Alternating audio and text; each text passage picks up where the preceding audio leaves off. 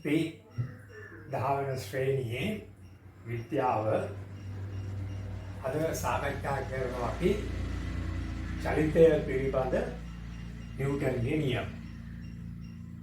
4 වෙනි පාඩම. අපි චලිතය පිළිබඳ නිව්ටන්ගේ නියම සාකච්ඡා කරනකොට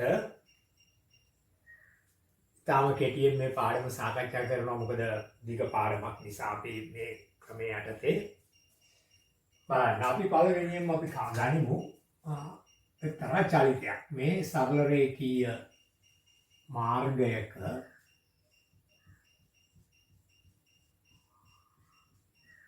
අපට හුරු පුරුදු චලිතයක් බස් එකක් ගමන් කරන බස් එකක් බස් නැවතුම්පලක නවත්තලා තියෙනවා. බස් හෝල්ට් එක බස් එකක් නවත්තලා තියෙනවා. දැන් මේ බස් එක මත ක්‍රියා කරන බල මොනවද? ඉස්සෙල්ලාම අපි සාමාන්‍ය පරිදි දන්නවා බස් එකේ බර ක්‍රියා කරනවා සිරස්ව පහළට. ඕනෑම වස්තුවක් පෘෂ්ඨයක් මත තියෙනකොට දැන් මේ වෙලාවේ හැටියට බස් එක තියෙන්නේ පොළොව මතයි. ඕනෑම වස්තුවක් පෘෂ්ඨයක් මත තියෙනකොට ඒ වස්තුවේ ඉඳලා පෘෂ්ඨයට ලම්බකව ක්‍රියා කරනවා සිරස්ව පහළට බර. අපි මේක හිතමුකෝ නිව්ටන් 1000යි කියලා. බස් එක බර නිව්ටන් 1000ට වැඩි වෙන්න පුළුවන්. අපි මෙතනදී හිතනවා නිව්ටන් 1000යි කියලා. එතකොට මේ බස් එක දැන් මෙහෙම තිබුණොත් මේ පොළවෙන් පහළට ගිලා බහිනවා. නමුත් අපි දන්නවා එතකොට මේ බස් එක සමතුලිත වීම සඳහා පහළට ක්‍රියා කරන බර සමතුලිත වීම සඳහා පොළවෙන් ක්‍රියා කරනවා ඉහළට බලයක්. අපි කියනවා ඒකට අභිලම්බ තෙරපම නැත්තම් අභිලම්බ ප්‍රතික්‍රියාව කියලා. හරියට සම. ඕක සාමාන්‍ය ඕනෑම වස්තුවක සිදුවන සාමාන්‍ය ක්‍රියාව. මොකද්ද? වස්තුවක් පෘෂ්ඨයක් මත තිබ්බම වස්තුවේ බර ක්‍රියා කරනවා සිරස්ව පහළට පෘෂ්ඨයට. ඒක සමතුලිත කරගන්න පෘෂ්ඨයෙන් ක්‍රියා කරනවා සිරස්ව ඉහළට බරට සමාන අභිලම්බ තෙරපුමක් නැත්නම් අභිලම්බ ප්‍රතික්‍රියාව. දැන් මේවා අපි පළවෙනිම රූපේ නිසා මේ කියනවා මොකද්ද? මේක බර. මේක අභිලම්බ තෙරපු.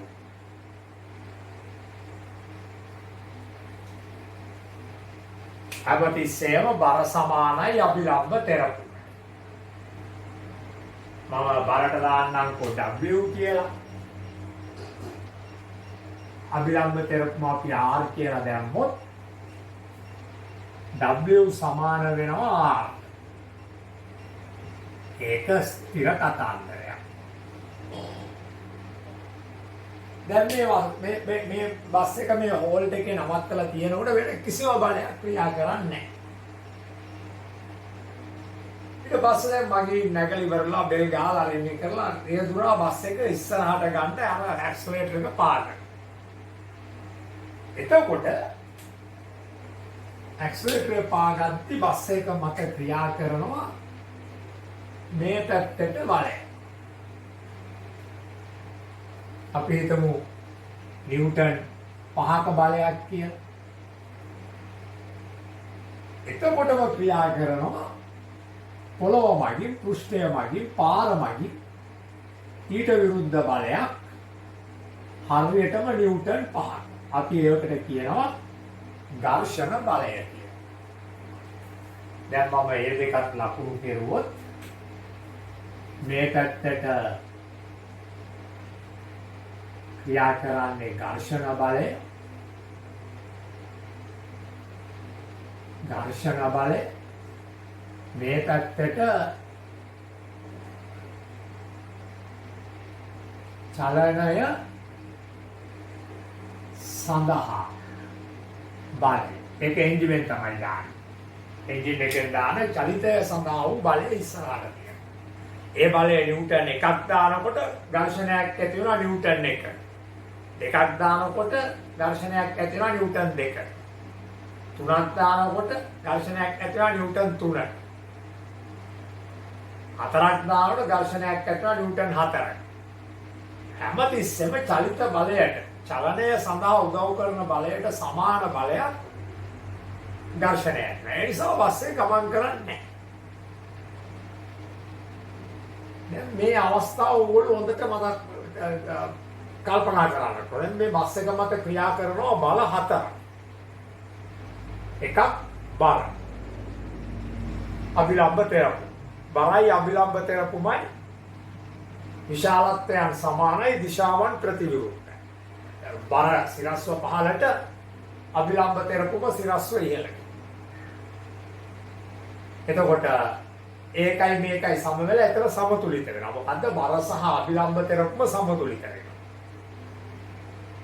ඊළඟට චලනය සඳහා බලය තියෙනවා ඉදිරියට. එතකොට පසුපසට ඇති වෙනවා ඝර්ෂණ. චලනය සඳහා වූ බලයයි ඝර්ෂණ බලයයි සමානයි. ඒ දෙක සමතුලිතයි. දැන් මේ බස් එක සම්පූර්ණ සමතුලිත බලයන් 4ක් යටතේ තියෙනවා. තවත් වචනකින් කියනවා කිසිදු අසමතුලිත බලයක් ක්‍රියා නොකර තියෙනවා. තවත් ක්‍රමයකට කියනවා කිසිදු සංප්‍රයුක්ත බලයක් ක්‍රියා නොකර තියෙනවා. එතකොට මේ චලිත බලය නිව්ටන් 6ක් වෙනවා. ඝර්ෂණය 6ක් වෙනවා. චලිත බලය නිව්ටන් 7ක් වෙනවා. මෙහෙම ඇවිල්ලා චලිත බලය නිව්ටන් 15ක් වෙනකොට ඝර්ෂණයක් 15ක් වෙනවා. මම මේක මාරු කරනවා. චලිත බලය 15යි ඝර්ෂණය 15යි. මේ තමයි පොළවයි බස් එකේ ටයරුයි අතර දෙන්න පුළුවන් උපරිම ඝර්ෂණය. තාමත් කිසිදු අසමතුලිත බලයක් ක්‍රියා නොකරනවා. සියලු බල සමතුලිතයි. එහෙම නැත්නම් තාමත් කිසිදු සංප්‍රයුක්ත බලයක් ක්‍රියා නොකරනවා. හැබැයි දැන් තියෙන්නේ පාරයි බස් එකේ ටයරුයි කියන පෘෂ්ඨයන් අතර ඇති කරන්න පුළුවන් උපරිම ඝර්ෂණ බලය. මේ උපරිම ඝර්ෂණ බලයට අපි ළමක් දෙනවා සීමාකාරී ඝර්ෂණ බලය. එතකොට උපරිම ඝර්ෂණ බලය සීමාකාරී ඝර්ෂණ බලය. දැන් මේ අවස්ථාව වලට අපි මෙතෙන්ට දාමුකෝ සීමාකාරී කිය. සීමාකාරී. එතකොට සීමාකාරී. මට මෙතන ලියන්න පුළුවන්. සීමාකාරී වලට අපි මෙහෙම ලියමුකෝ. ඝර්ෂණ බලය සමානයි චලිත බලය. එහෙනම් ඔන්න දැන් මේ පළවෙනි අවස්ථාව. කිසිදු අසමතුලිත බලයක් ක්‍රියා නොකරන විට වස්තුව බස් එක නිශ්චලතාවයේ පවතී. උඩ පහළ යන්නේ රොකට් වගේ. මොකද යටට තියෙන බරයි උඩට තියෙන අභිලම්බ තෙරපුමයි සමාන වෙලා ඒක දිශා ප්‍රතිවිරුද්ධ වෙද්දී ගානට මේ දෙකට කැපිලා ශූන්‍ය වෙනවා. මෙහාට තියෙන චලන බලයයි එහාට තියෙන ඝර්ෂණ බලයයි දෙක සමාන වෙලා ඒකත් කැපිලා ශූන්‍ය වුණාම වස්තුව මත කිසිදු අසමතුලිත බලයක් ක්‍රියා නොකරන විට හෙවත් සංප්‍රයුක්ත බලයක් ක්‍රියා නොකරන විට වස්තුව නිශ්චලතාවයේ පවතී. එතකොට දැන් ඔන්න මම මේක මෙහාට ටිකක් දික් කරලා අවස්ථාව දෙක අඳිනවා. මෙන්න බස් එක. මෙන්න මෙහාට මම කෙලින්ම W ගන්න. මෙන්න මෙහාට R. අපි මෙතන ලියමු W සමානයි R කියලා. දැන් කියන්න දෙයක් නැහැ 1000 හිතන්න. මෙන්න මෙහාට අපි ගමු 20 නිව්ටන්. මෙන්න මෙහාට 15 නිව්ටන්. එතකොට දැන් මොකද වෙන්නේ? මෙන්න මේ පැත්තට F නැමැති සංප්‍රයුක්තයක් ක්‍රියා කරනවා 20 ඍණ 15 කියලා. මෙහාට බස් එක මත මෙහාට F ක්‍රියා කරනවා කොහොමද? මේ 20න් මේ 15 අඩු වෙනවා. එතකොට අපිට පේනවා මේ පැත්තට F තියනවා කීයකද? නිව්ටන් 5. ඉතා වැදගත්. එතකොට මේ බස් එක චලනය වෙන්න පටන් ගන්නවා. මේ බස් එක චලනය වෙන්න පටන් ගන්නවා මේ දිශාව. එහෙනම් මට දැන් මෙතන ලියන්න පුළුවන් මේ පැත්තට චලනය වේ. කොහොමද චලනය වෙන්නේ? එන්න ප්‍රවේගය වැඩි වෙනවා. ප්‍රවේගය වැඩි වීම අපි කියනවා මොකද්ද? ත්වරණය. ඒ ත්වරණය. ඒ ත්වරණය මෙහාට. මම මේකට ගීතර දෙකක් දැම්මොත් හොඳයි. මොකද මේක සංප්‍රයුක්තයක්. ඒවත් අසමතුලිත බලයක්. අසමතුලිත බලයක් හෙවත් එකක් කැපිලා එකක් අනිකෙන් කැපිලා ඉතිරි වෙන බලය නිසා අපි සංප්‍රයුක්තයි. ඒතකොට ඔන්න බලන්න අර විදිහේ කිසිදු අසමතුලිත බලයක් නැතහොත් කිසිදු සංප්‍රයුක්ත බලයක් ක්‍රියා නොකරන විට නිශ්චලතාවයේ පැවති වස්තුව අසමතුලිත බලයක් හෙවත් සංප්‍රයුක්ත බලයක් ක්‍රියා කරන විට එම දිශාවට චලිතයක් ආරම්භ කරනවා. කොහොම චලිතයක්ද? ප්‍රවේගය බිඳුවේ තිබිලා ටික ප්‍රවේගය වැඩි වෙන චලිතයක්. එහෙම ටික ප්‍රවේගය වැඩි වෙන චලිතයකට අපි කියනවා ත්වරිත චලිතයක්. ත්වරණයෙන් ගමන් ගන්න චලිතයක් කියලා. එතකොට ඔන්නෝම ත්වරණය කරන්න පටන් ගන්නවා. එහෙමනම් නිශ්චලතාවයේ පැවති වස්තුවක් මත අසමතුලිත බලයක් ක්‍රියා කරන විට එවත් සංප්‍රයුක්ත බලයක් ක්‍රියා කරන විට එකී සංප්‍රයුක්ත බලයේ පැත්තට එකී සංප්‍රයුක්ත බලයේ දිශාවට ත්වරණයක් හටගන්නවා. ප්‍රවේග වැඩිවීමක් හටගන්නවා. දැන් බස් එක හෝල්ට් එකේ තිබුණා නිශ්චලතාවය. දැන් බස් එක සෙනග නැගලා කොන්දොස්තර බෙල් ගහලා දැන් බස් එක ඩ්‍රයිවර් නැගමන් කරනවා කොහොමද? ත්වරිත චලිතයකින් ඉස්සරහට. දැන් ත්වරණය කළොත් එන්නේ මේ අසමතුලිත බලය පහම තමයි දිගටම තියෙන්නේ. දැන් ඒක නිසා ත්වරණය කරන් එන්නේ ප්‍රවේගය වැඩි වෙනවා. දැන් ඩ්‍රයිවර්ට හිතනවා මේ ලබාගත් ප්‍රවේගය ඇති කියලා. ඩ්‍රයිවර්ට හිතෙනවා මේ ලබාගත් ප්‍රවේගය හොඳටම ඇති. ටික දුරක් ගිහින් මේ තමයි පොළව. මේ පොළව දැන් ඉස්සෙල්ලා අවස්ථාවේ පොළවට අපි අර කිරි කැලි ගිහුවේ නෑ. මේ එකක් ඒ යවුත් තමයි. මේක අදහස් ගන්න මේක පුෂ්පේ පොළව. දැන් මෙන්න මේ අපේ බස් එක.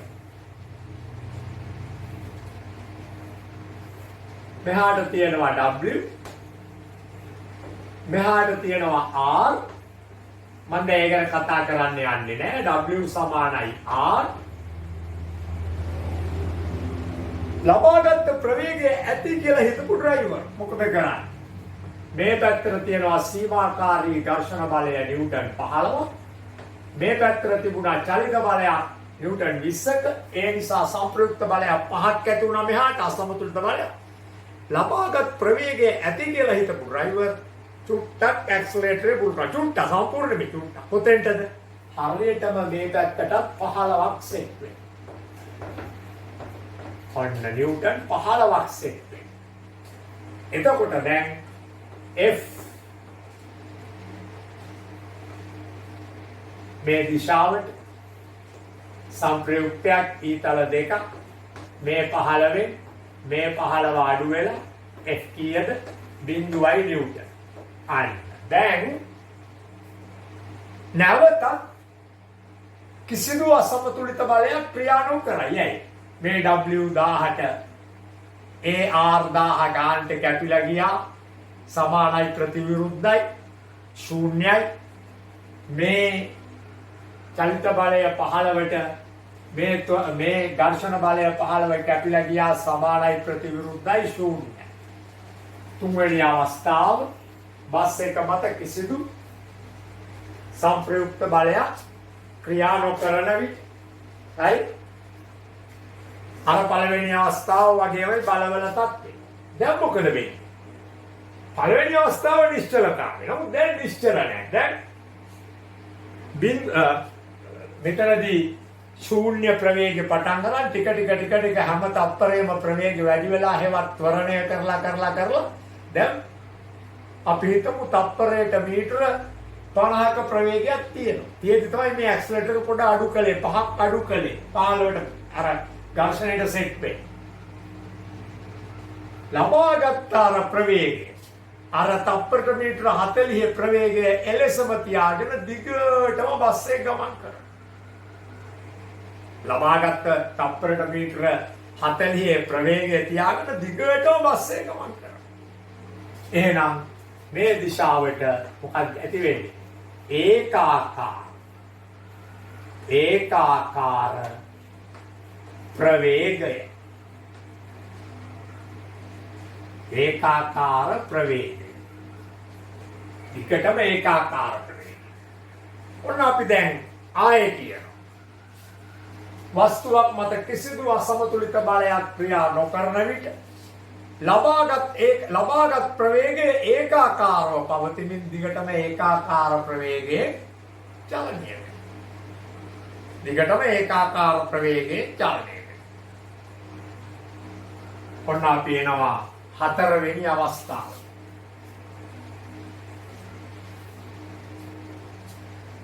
දැන් ඉස්සරහා හෝල්ට් එකක් තියෙනවා. ඒ හෝල්ට් එකේ මිනිස්සෙක් අත දානවා බස් එක.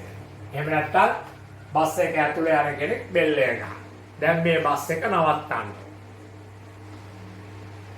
දැන් බස් එක නවත්තනවා නිසා මෙන්න බස් එක මෙන්න W මෙන්න R W සමානයි R අපි ඒක ගැන දැන් කතා කරන්න යන්නේ නැහැ වැඩිපුර. දැන් මෙතනදී නම් 15 සමානයි 15 F කියලා කියා ඒක ලිව්වා නිව්ටන් බිඳුවයි කිය. ආයෙ යන්න අවශ්‍ය නැහැ. හරි? R එක හරි කෙලින් තියන්නේ R ඇද අල ගහලා නෙවෙයි තියෙන්නේ කෙලින් මෙහෙම. ඔන්න මෙහාට තියෙනවා 15ක් නිව්ටන් චලනය බිඳුව වෙනකල්ම මෙහාට 15 හිටිනවා. චලනය තියෙන තාක්කල් මේ සීමාකාරී ඝර්ෂණ බලය තියෙනවා. අර පැත්තට 15ක් ඇක්සලරේට් කරන් හිටියා බෙල් එක ගහපු ගමන් ඇක්සලරේටර් එක කකුල අතෑරෙනවා. එහෙනම් නවත්තන්න බෑ. ඒතකොට මේ පැත්තට බලයක් නැහැ. එහෙනම් දැන් මොකද වෙන්නේ? මේ දිශාවට F බලයක් ක්‍රියා කරනවා. චලිතයට විරුද්ධව නිව්ටන් 15. මේ චලිත දිශාව. චලිතයට විරුද්ධව ක්‍රියා කරනවා නිව්ටන් 15ක බලය. නිව්ටන් 15ක බලය චලිතයට විරුද්ධව ක්‍රියා කරනවා. එතකොට චලනය මෙහාට right මෙන්න මේ පැත්තට මන්දනයක් ඇති වෙනවා. මන්දනය කියන්නේ ප්‍රවේගය අඩු වීම. ත්වරණය ප්‍රවේගය දිගට වැඩි වීම. දැන් මන්දනයක් හට ගන්නවා මේ පැත්තේ. ත්වරණයටත් අපි A කිව්වේ මන්දනයටත් අපි A කියන්නේ. මොකද්ද අපේ අවස්ථාව 4. දැන් මන්දනයක් හට ගන්නවා. අසමතුලිත බලයක් ක්‍රියා කරන විට අන්න මන්දනයක් හට ගන්නවා. ඉස්සෙල්ලා අසමතුලිත බලයක් ක්‍රියා කරනකොට ත්වරණයක් හට ගන්නවා. ඊළඟ මේ දැන් ඉස්සරහා හෝල්ට් එක ළඟ එනවා. මෙහෙම ඇක්සලරේටර් එක අතහැරලා ගිහින් බෑ. ළඟ නවත්තන්න තියෙනවා. එතකොට ඩ්‍රයිවර් මොකද කරන්නේ? මෙන්න අපේ බස් එක මෙන්න පහළට W මෙන්න උඩට R. අපි දැන් ඒක ගැන කතා කරන්න යන්නේ නැහැ වැඩිපුර. W සමානයි R. මේ පැත්තට තියෙනවා ඝර්ෂණය 15ක්. ඝර්ෂණය නැති වෙන්න පුතේ නැවතුණු දාට විතරයි. හරි? මේක තමයි F බලය. දැන් මේ පැත්තට තව බලයක් දාන්න. ඒ කොහොමද දාන්නේ? තිරිංග වලින්, බ්‍රේක් වලින්. මේ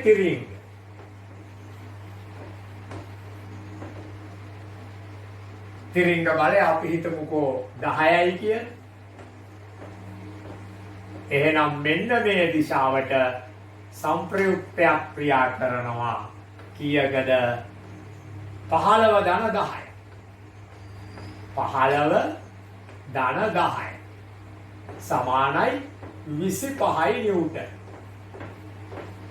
එතකොට නිව්ටන් 25ක සංප්‍රයුක්තයක් ක්‍රියා කරනකොට මේ දිශාවට මන්දනය තවත් වැඩි වෙනවා. මන්දනය.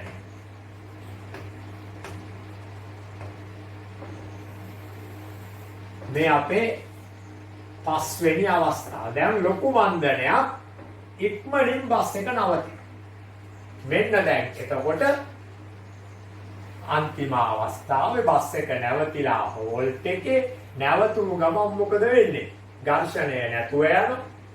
තිරිංග අතෑරෙනවා. මේ බල දෙක නැතුව යනවා. අර බස් එක හෝල්ට් එක නැවතිච්ච ක්‍රමයට පටන් ගත්ත ක්‍රමයට මෙන්න මෙහෙම හිටිනවා. 6 වෙනි අවස්ථාව. ඔව් අපි ඒකට කියනවා මොකද්ද? W සමානයි R. ඒ කියන්නේ බර සමාන වෙනවා උඩට තියෙන අභිලම්බ කරපුමට. එහෙම තිබිලා බස් එක සමතුලිතතාවයේ එක අවස්ථාවසේ පවතින. ඒ වුණානේ එක අවස්ථාවසේ පවතින. පොළොව නිසා අපි කැලයක් ගන්නවා. දැන් මම මේ කතා කරපු බස් කතන්දරේ නැවත අපි හිතුවා. පළවෙනි වස්තුවක් මත කිසිදු අසමතුලිත බලයක් ක්‍රියා නොකරන විට, එවත් වස්තුවක් මත කිසිදු සංප්‍රයුක්ත බලයක් ක්‍රියා නොකරන විට. මෙන්න එක අවස්ථාව, මෙන්න තුන අවස්ථාව. ඒක අවස්ථාව වගේමයි තුන අවස්ථාව, මෙන්න 6 අවස්ථාව. පළවෙනි අවස්ථාවේ කිසිදු සංප්‍රයුක්ත බලයක් ක්‍රියා කරන්නේ W සමානයි R. ඒ වගේම චලිත බලය සමානයි ඝර්ෂණයට. තුන්වෙනි අවස්ථාවේ කිසිදු අසමතුලිත හේවත් සංප්‍රයුක්තයක් නැහැ. W සමානයි R. ඒ වගේම චලිත බලය සමානයි ඝර්ෂණයට. හරි? 6 වෙනි අවස්ථාවේ කිසිදු අසමතුලිත බලයක් ක්‍රියා කරන්නේ නැහැ. W සමානයි R විතරයි. එහෙනම් පළවෙනි අවස්ථාව, තුන්වෙනි අවස්ථාව, 6 වෙනි අවස්ථාව වස්තුවක් මත කිසිදු අසමතුලිත බලයක් හෙවත් සංප්‍රයුක්ත බලයක් ක්‍රියා නොකරන විට මොකද වෙන්නේ? එම වස්තුව නිශ්චලතාවයේ පවතී. පළවෙනි අවස්ථාවේ බස් එක නවත්තලා 6 වෙනි අවස්ථාවේ බස් එක නවත්තලා නිශ්චලතාවයේ පවතී 1 හා 6. නැතිනම් ලබාගෙන තිබූ ප්‍රවේගය, තුන්වෙනි අවස්ථාව ලබාගෙන තිබුණා තප්පරයට මීටර 40ක ප්‍රවේගයක්. ලබාගෙන තිබූ ප්‍රවේගය එලෙසම පවත්වාගෙන යමි ඒකාකාර ප්‍රවේගයේ චලනයයි. ඔන්න පළවෙනි අවස්ථාවයි, තුන්වෙනි අවස්ථාවයි, 6 වෙනි අවස්ථාවයි එකතු කරලා අපි හදනවා නීතියක්. වස්තුවක් මත කිසිදු අසමතුලිත හේවත් සංප්‍රයුක්ත බලයක් ක්‍රියා නොකරන විට එක්කෝ වස්තුව නිශ්චලතාවයේ ඇත, නැතහොත් ලබාගෙන තිබූ ප්‍රවේගය ඒකාකාරව පවත්වා ගනිමින් ඒකාකාර ප්‍රවේගයෙන් වස්තුව ගමන් කරනු ඇත. මේ තමයි නිව්ටන් විසින් ඉදිරිපත් කරපු චලිතය පිළිබඳ පළවෙනි නියමය. නිව්ටන් කියන්නේ බොහොම ශ්‍රේෂ්ඨ විද්‍යාඥයෙක්. අපි කියන සර් අයිසෙක් නිව්ටන්. යාට නයිට් නාමයක් දීලා තිබුණා භෞතික විද්‍යාව සම්බන්ධයෙන්. එතකොට නිව්ටන්ගේ පළවෙනි නියමය කියන්නේ වස්තුවක් මත කිසිදු අසමතුලිත බලයක් ක්‍රියා නොකිරීම. වෙන්න පුළුවන් කාරණා දෙකයි. එකක් නිශ්චලතාවය, නැතහොත් ලබාගෙන තියෙන චලිතය එම ප්‍රවේගය දිගටම එලෙස පවත්වා ගනිමින් ගමන් කිරීම. හරි. එහෙනම් අපි දැන් මේ කතා කරේ චලිතය පිළිබඳ නිව්ටන් නියම. එහි පළවෙනි නියමය. හරි. මාතෘකාව ලියා ගන්න. චලිතය පිළිබඳ නිව්ටන් නියම. චලිතය පිළිබඳ නිව්ටන් නියම. දැන් ඔයාලා සටහනත් මේ සමග මම කියවනවා. ඒක ලියාගත්ත හැකි. චලිතය පිළිබඳ නිව්ටන් නියම. හරි. දැන් මේ අවස්ථා 6ම අඳගන්න. දැන් මේක නවත්තලා අඳගත්තා ඔයගොල්ලෝ. හරි. එතකොට ඔන්න ලියන්න ඕන මෙහෙම. දැන් මේක අඳගත්තා කියන්නේ ලියන්න පළවෙනි අවස්ථාව. එක අවස්ථාව. ලියන්න බස් රථය මත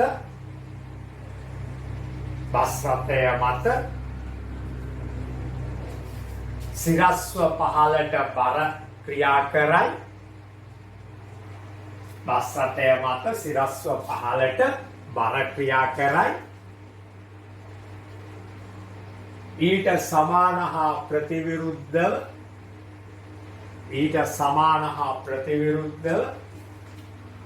සිරස්ව ඉහළට. ඊට සමාන හා ප්‍රතිවිරුද්ධව සිරස්ව ඉහළට පොළොව මගින් රථය මත අභිලම්බ තෙරපුම ක්‍රියා කරයි. අභිලම්බ තෙරපුම ක්‍රියා කරයි. මේ ටික ඔක්කොම ලියවිලා තියෙනවා පළවෙනි අවස්ථාවේ. අවස්ථාවේ ඔක්කොම අඳගෙනයි දැන් තියෙන්නේ. පොළොව මගින් අභිලම්බ තෙරපුම ක්‍රියා කරයි. ඊට පස්සේ දෙවෙනි අවස්ථාව. අපි අවස්ථා 6ම ඉවර කරලා එමු චලිත නියම වලට. දෙවෙනි අවස්ථාව රථයේ බර සිරස්ව පහළට ක්‍රියා කරයි. රථයේ බර සිරස්ව පහළට ක්‍රියා කරයි. ඊට සමාන හා ප්‍රතිවිරුද්ධ ලෙස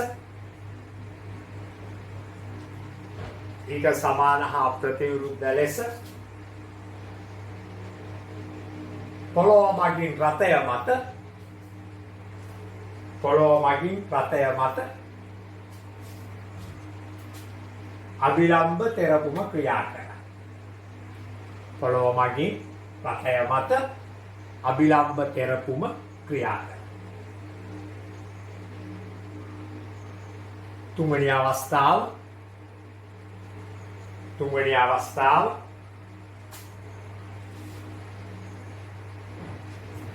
දෙවෙනි අවස්ථාවේ තව දෙයක් කියන්න තියෙනවානේ. දෙවෙනි එක ලියමු. මෙහෙම ලියන්න. රථය මත ඉදිරියට නිව්ටන් 20ක බලයක් ක්‍රියා කරයි. රථය මත ඉදිරියට නිව්ටන් 20ක බලයක් ක්‍රියා කරයි. ඊට ප්‍රතිවිරුද්ධව පසුපසට උපරිම සීමාකාරී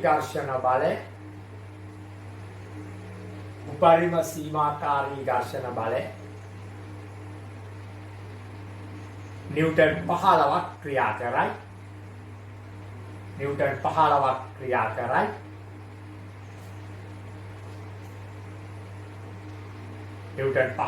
ක්‍රියා කරයි. මේ නිසා ඉදිරියට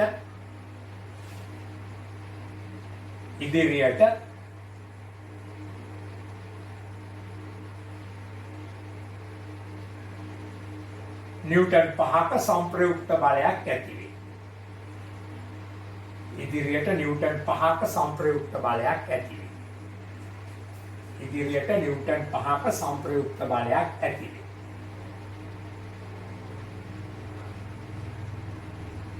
ඒ විට රටය ඉදිරියට ත්වරණයකින් ගමන් කරයි. ඒ විට රටය ඉදිරියට ත්වරණයකින් ගමන් කරයි. රටය ඉදිරියට ත්වරණයකින් ගමන් කරයි.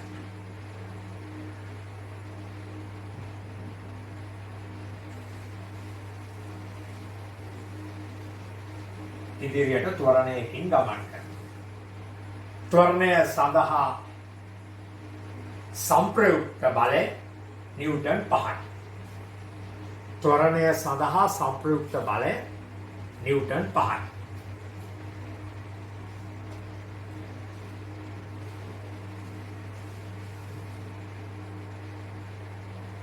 ප්‍රවේගය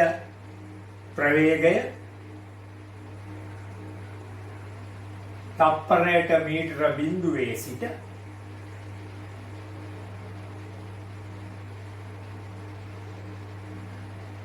ප්‍රවේගය තප්පරයට මීටර බිඳුවේ සිට ක්‍රමයෙන් වැඩි වේ. ප්‍රවේගය තප්පරයට මීටර බිඳුවේ සිට ක්‍රමයෙන් වැඩි වේ.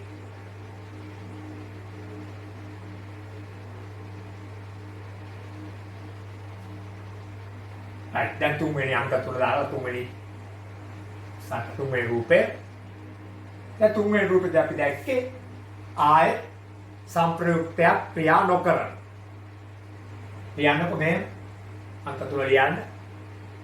රටේ බර සිරස්ව පහළටද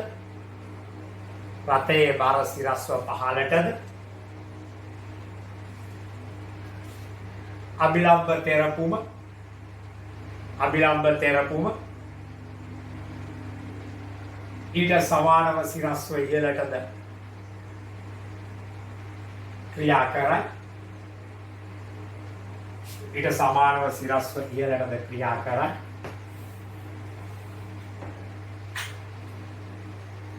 වැදගත් දෙයක් තියෙනවා ලියන්න. ඊට සමානව ඉහළට ක්‍රියා කරයි. ලබාගත්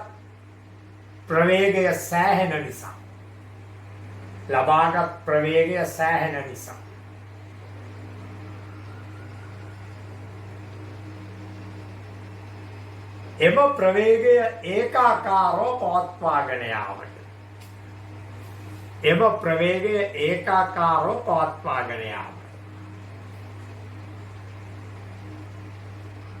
එම ප්‍රවේගය ඒකාකාරව පවත්වාගෙන යාමට රියදුරා තීරණය කරයි. එම ප්‍රවේගය ඒකාකාරව පවත්වාගෙන යාමට රියදුරා තීරණය කරයි.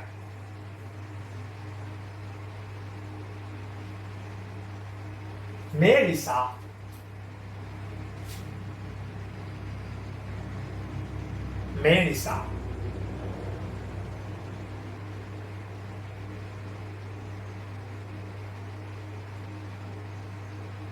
නිව්ටන් 20ක් වූ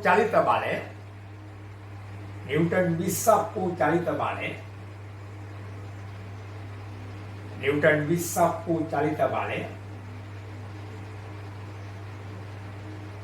නිව්ටන් 15 දක්වා අඩු කරයි. නිව්ටන් 20ක් වූ චලිත බලය නිව්ටන් 15 දක්වා අඩු කරයි.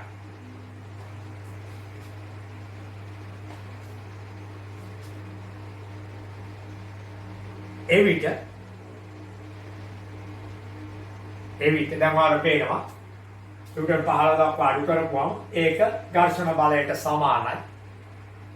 එතකොට චලිත පැත්තටත් සංප්‍රයුක්තයක් හෝ අසමතුලිත බලයක් නැහැ. දැන් මේ අවස්ථාවේ මුළු බස් එක මතම කොයි පැත්තටවත් අසමතුලිත බලයක් ක්‍රියා කරන්නේ නැහැ. අර මුල් අවස්ථාව, මේ අවසන් අවස්ථාව වගේ. කියන්නේ එවිට චලිත දිශාවට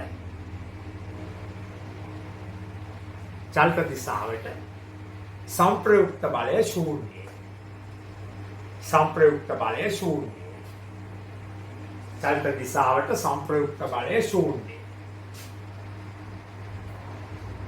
රථය මත කිසිදු අසමතුලිත බලයක් ක්‍රියා නොකර. රථය මත කිසිදු අසමතුලිත බලයක් ක්‍රියා නොකර.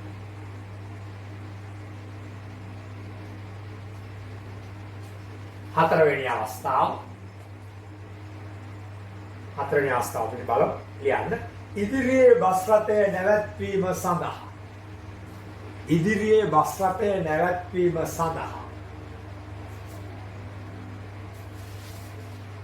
තීරණය කොට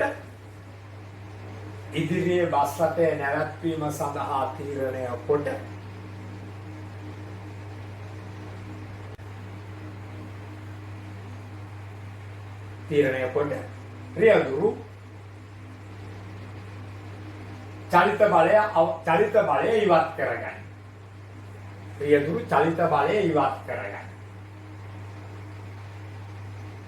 බලය ඉවත් කරගන්න. ඇක්සලරේටර් කරන එක නවත්තන්න. ඇක්සලරේටරෙන් කකුල අහකට ගන්න. හරි, චලිත බලය ඉවත් කරගන්න. ඒ විට මොකද වෙන්නේ? චලිතයට විරුද්ධව චලිත දිශාවට විරුද්ධව ඝර්ෂණය සංප්‍රයුක්ත බලයක් බවට පත් වේ. සංප්‍රයුක්ත කියන්නේ පුතේ අසමතුලිත බලයක්. ඝර්ෂණය සංප්‍රයුක්ත බලයක් බවට පත් වේ. මේ අවස්ථාවේදී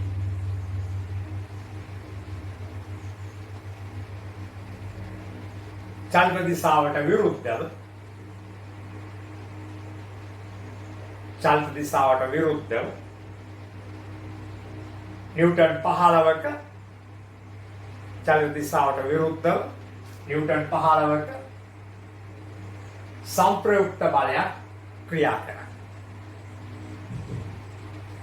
චලිත දිශාවට විරුද්ධව නිව්ටන් 15ක සංප්‍රයුක්ත බලයක් ක්‍රියා කරනවා.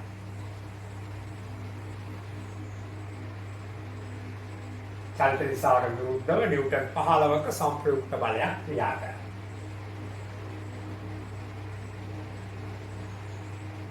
මේ නිසා මොකද වෙන්නේ? ටික ප්‍රවේගය අඩු වෙනවා. අපි හිතමුකෝ අර ඒකාකාර ප්‍රවේග අවස්ථාවේ තත්පරයට මීටර 40ක ප්‍රවේගයක් තිබයි කියලා. ඒ ප්‍රවේගය ටික අඩු වෙනවා. මේ නිසා ලබාගෙන තිබූ ඒකාකාර ප්‍රවේගය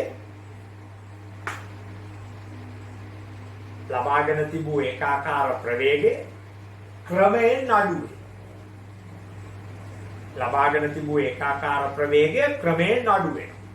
අඩු වෙනවා.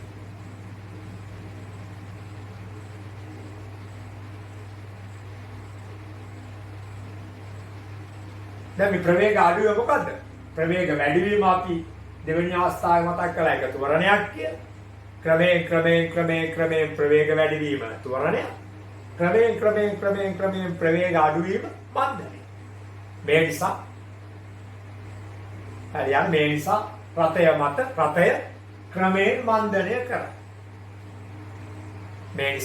රථය ක්‍රමයෙන් මන්දනය කරනවා. ටික ප්‍රවේගය අඩු වෙනවා. කියන මේක මන්දනයක් කියලා. ක්‍රමයෙන් ප්‍රවේග වැඩි වීම ත්වරණයක් කියලා කියනවා. ප්‍රවේග අඩු වීම මන්දනයක් කියලා. පස්වෙනි අවස්ථාව. මොකද කරන්නේ? තව බ්‍රේක් පාරකුත් ගහලා ලොකු අසමතුලිත බලයක් චලිත දිශාවට විරුද්ධව ඇති කරනවා. දැන් මේකේ චලිතය මේ පැත්තට.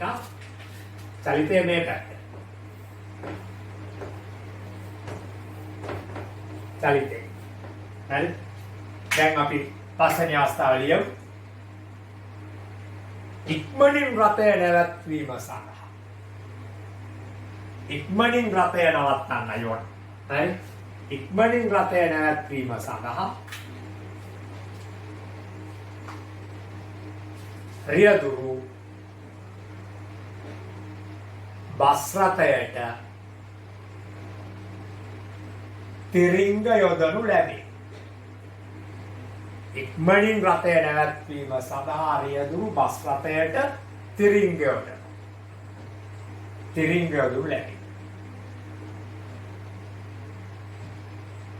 එම බලය නිව්ටන් 10යි. මේ තියෙන්නේ තිරිංග බලය නිව්ටන් 10යි. එම බලය නිව්ටන් 10යි. එවිට තම චලනය තියෙන නිසා සීමාකාරී ඝර්ෂණ බලය එහෙම පවතිනවා. එවිට සීමාකාරී ඝර්ෂණ බලය වන නිව්ටන් 15ද සමග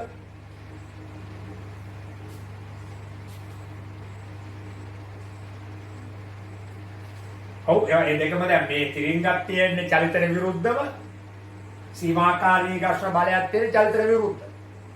සීමාකාරී ඝර්ෂණ බලය සමග නිව්ටන් 15ද සමග චලිතයට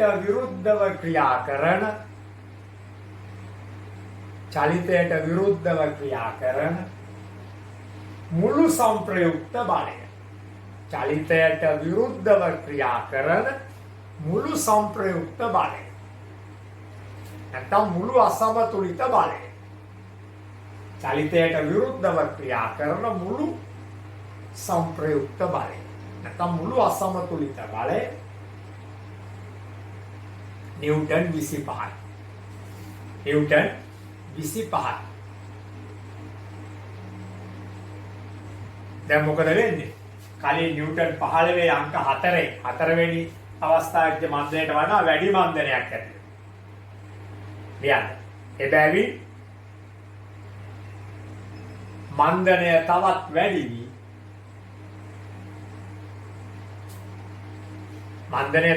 වෙනකොට ප්‍රවේගය ශීඝ්‍රයෙන් අඩු වෙනවා. මන්දනය තවත් වැඩි වී ප්‍රවේගය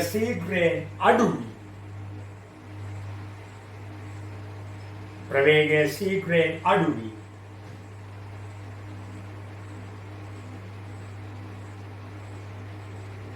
රථය නිශ්චලතාවයට පත් වේ. ඒ කියන්නේ නතර වේ. රථය නිශ්චලතාවයට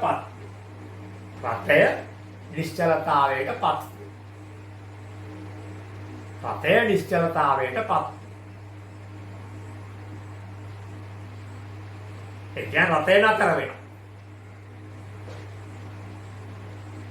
6 වෙනි අවස්ථාව.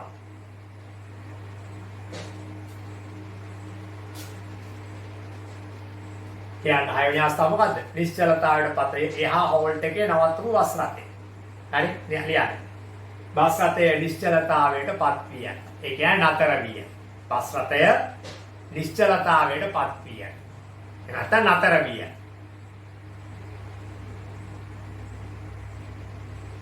බස් රථය නිශ්චලතාවයට පත් විය. රථය නතර වෙනවා. බර සිරස්ව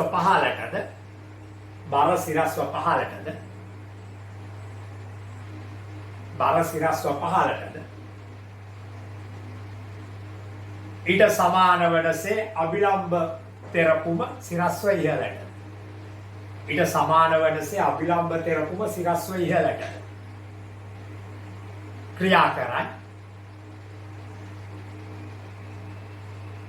ක්‍රියා කරයි. ඉතාල දෙකක් තියෙනවා. රථය නතර වී ඇති නිසා ඝර්ෂණයක් නැත. ලියාගන්න. රථය නතර වී ඇති නිසා ඝර්ෂණය බිඳුවයි. ඝර්ෂණය ශූන්‍යයි. නැත්නම් ඝර්ෂණයක් නැත.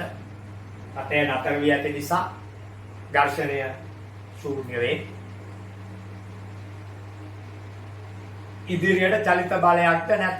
අය ඇක්සලරේටර් කකුල අයින් කළා දැන්. නවත්තලා තියෙන්නේ. ඉදිරියට චලිත බලයක්ද නැත.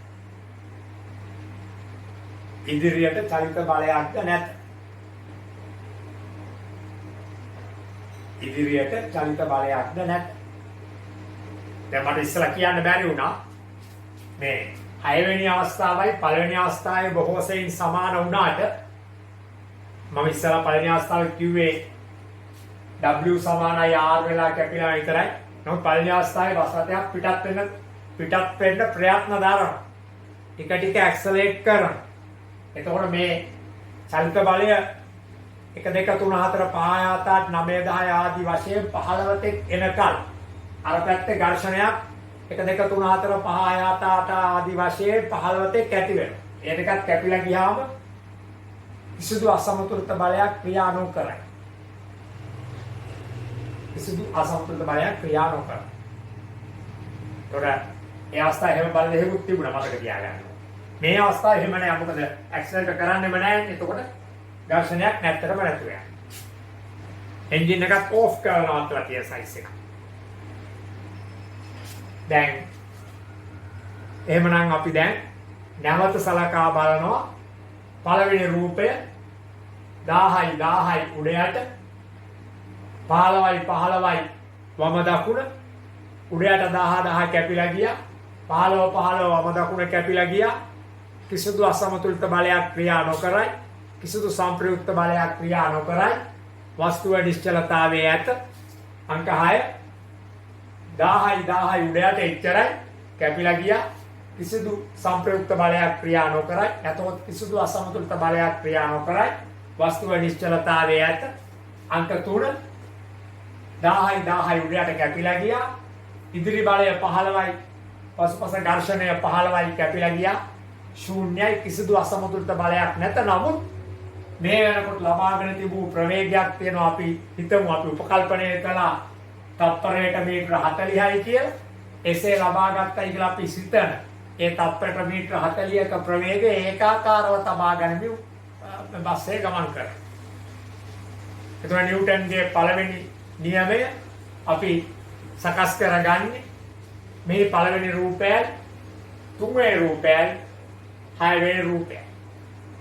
නිශ්චලතාවයේ පවතින අවස්ථා දෙක පළවෙනි රූපය හා හයවෙනි රූපය ලබාගත් ප්‍රවේගය ඒකාකාරව පවත්වාගෙන යමින් ඒකාකාර ප්‍රවේගයෙන් චලනය වන අවස්ථාව තුන්වෙනි රූපය. මේක සරල අවස්ථාවක්. මම මේ බස් රථේ චලිතය ගත්තේ ඕගොල්ලන්ට මේක අත්දැකීමෙන් දන්න. තවත් අත්දැකීමක් කතා කරුවොත් බයිසිකලයක් පදින අවස්ථාව ගන්න. දැන් හැමෝම බයිසිකල් පදිනවනේ මෙහි. හරි? දැන් බයිසිකලයක් උඩට නැගලා සීට් එකේ වාඩි වෙනවා. එතකොට පහළට බර ක්‍රියා කරනවා උඩට අභිලම්බ තෙරපුම. මෙතනදී බර කියන්නේ තමා සීට් එක උඩ ඉන්න නිසා තමාගේ බරයි සයිකල් එකේ බරයි. බර. ඒ දෙකට සමාන වූ අභිලම්බ තෙරපුම කුට්ට ක්‍රියා කරනවා. හරි? බයිසිකලේ චලනය නොවේ. කිසිදු අසමතුලිත බලයක් ක්‍රියා නොකරයි බයිසිකලේ චලනය නොවේ. පැඩල් එක පොඩ්ඩක් අද කරනවා යන්නේ නැහැ තාම. අන්න පොඩ්ඩක් ඉදිරි බලයක් දෙනවා. නිව්ටන් 8යි කියන්නේ පසුපසට නිව්ටන් 8ක් වෙනවා කොහෙද ටයර් වලින් ඝර්ෂණය. අන්න නිව්ටන් 10ක් දෙනවත් එක්කම දෙකක් වැඩි වෙනවා ඉස්සරහට. එතකොට බයිසිකලේ චලනය වෙනවා. කීයකින්ද දෙකකින්. කොහොමද? ප්‍රවේගය බිඳුවෙන් පටන් ගන්න ටික ටික ප්‍රවේගය වැඩි වෙනවා. ප්‍රවේගයේ වැඩිවීම ත්වරණයක්. දැන් ඒකාකාර ත්වරණයක් ඇති වෙනවා අර ඉස්සරහට තියෙන දෙකේ බලය නිසා. දැන් අපි පැදගෙන යනවා. දැන් දන්නවා තව පැද්දොත් එහෙම හොම්බෙන් තමයි දත් නැතුව යන්න වෙන්නේ. ඒ නිසා ලබාගත් ප්‍රවේගය එක ගානකට තියාගන්න ඕන කියලා හිතනවා. හරි? එහෙම හිතලා පැඩල් කිරීම ගානට අඩු කරනවා. පැඩල් එක නවත්තන්නේ නැහැ. ගානට අඩු කරනවා. ඒ මොකද? පිටිපස්සේ තියෙන ඝර්ෂණය 8ට සමානව පැඩල් එකෙන් 8ක් දෙනවා. දැන් පිටිපස්සට 8යි ඉස්සරහට 8යි WR උඩයට සමානයි. බයිසිකලයේ මත කිසිදු අසමතුලිත බලයක් ක්‍රියා නොකරයි. හැබැයි බයිසිකලයේ චලනය වෙමින් තිබුණේ එසේ අරගත්ත ප්‍රවේගය හැම තියාගෙන දිගටම චලනනවා ගානට පැඩල් කරනවා. ඉස්සරහ නවත්තන්න ඕන මුලින්ම පැඩල් කිරීම අතාරින්න. පැඩල් කිරීම අතාරපුවාම ඉස්සරහට බලයක් නැහැ. හැබැයි චලනය වල නිසා ඝර්ෂණය 8 තියෙනවා 5යි පිටිපස්ස. ඒකත් එක්කම සංප්‍රයුක්ත බලයක් අර ඝර්ෂණය ක්‍රියා කරනවා සංප්‍රයුක්ත බලයක් චලිත දිශාවට විරුද්ධව. චලිතයට විරුද්ධව ක්‍රියා කරනකොට තමයි බන්ධනය හටගන්නේ. දැන් තේරෙනවා ඉස්සරහා ඉක්මනින් නවත්ත ගන්න ඕන. ආල්නවා බ්‍රේක්. බ්‍රේක් කරනවත් එක්කම තව 5ක බලයක් පිටිපස්සට යනවා. දැන් අර ඝර්ෂණ බලය 8යි. බ්‍රේක් වලින් දුන්නු තිරිංග බලය 5යි 13යි. 13ක සංප්‍රයුක්තයක් පිටිපස්සට ක්‍රියා කරනවා. එතකොට මන්දනය තව වැඩි වෙනවා. අර ප්‍රවේගය වේගෙන් අඩු වෙලා බයිසිකලේ නවතිනවත් එක්කම බ්‍රේක් අතාරිනවා. අටේ ඝර්ෂණයක් බිඳුව වෙනවා. දැන් ඉතුරුලා තියෙන්නේ බයිසිකලය සහ තමාගේ බර පහළට ඊට සමාන වූ ප්‍රතික්‍රියාව අභිලම්බ උඩට. මේ අවස්ථා 6යි. ඔනෝම තමයි නිව්ටන් විසින් චලිත නියම ඉදිරිපත් කළේ. මේ විදිහේ චලනයන් රැසක් පිළිබඳ ඔහු විසින් කරපු පරීක්ෂණ අවසානයේ ඔහු නියමයක්. පුතේ නියම කියලා කියන්නේ ස්ථිරවම සැබෑ වෙන දේවල්. විද්‍යාව පදනම් වෙලා තියෙනවා නියම සහ වාදවලින්. දැන් ඩෝල්ටන්ගේ පරමාණුක වාදය, පරිණාම වාදය තියෙන්නේ. ඒ පරමාණුක වාදයේදී පරමාණුව පිළිබඳ අදහස් පරීක්ෂණ රැසක් කරලා ඒවා ඉවර කරන්න බෑ ඩෝල්ටන්ට. එයා ඉදිරියේ හිතුවා මේක මෙහෙමනම් මෙහෙම වෙත හැකි. මේක මෙහෙමනම් මෙහෙම වෙනවා ඇති. මේක මෙහෙමනම් මෙහෙම. එහෙම උපකල්පන මත තමයි වාද ඉදිරිපත් කරන්නේ. නමුත් මේ විදිහේ නියම ඉදිරිපත් කරන්නේ උපකල්පන මත නෙමෙයි. කරලද පරීක්ෂණ සාර්ථකව අවසන් කරලා ඒ වාගෙන් ලැබෙන නිගමන මත. එතකොට නිගමන මත ඉදිරිපත් කරපුවට අපි නියමයන් කියනවා. උපකල්පන මත ඉදිරිපත් කරපුවට අපි වාද කියනවා. මේ වාද සහ නියම විද්‍යාවේ පවතින. හරි? හොඳයි. එහෙමනම් දැන් අපි නැවත මාතෘකාවක් ලියමු. නිව්ටන්ගේ චලිතය පිළිබඳ පළවෙනි නියමය. නිව්ටන්ගේ චලිතය පිළිබඳ පළවෙනි නියමය. පළමුවෙනි එක කියලා නියමය පළවෙනි නියමය. මේකට යටින් 1 3 හා 6 අවස්ථා ලියගන්න. කමාවක් දාලා 1 3 හා 6 අවස්ථා. නිව්ටන්ගේ චලිතය පිළිබඳ පළවෙනි නියමය. 1 3 හා 6 අවස්ථා. පළවෙනි, තුන්වෙනි හා 6 වෙනි අවස්ථා. දැන් ලියමු නියමය. ලියන්න. වස්තුවක් මත කිසිදු අසමතුලිත බලයක්. වස්තුවක් මත කිසිදු අසමතුලිත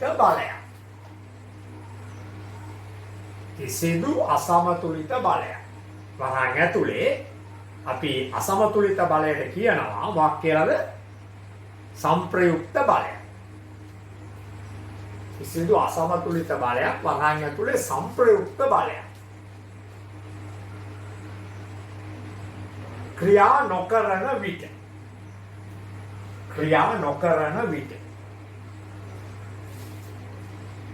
නොකරන විට.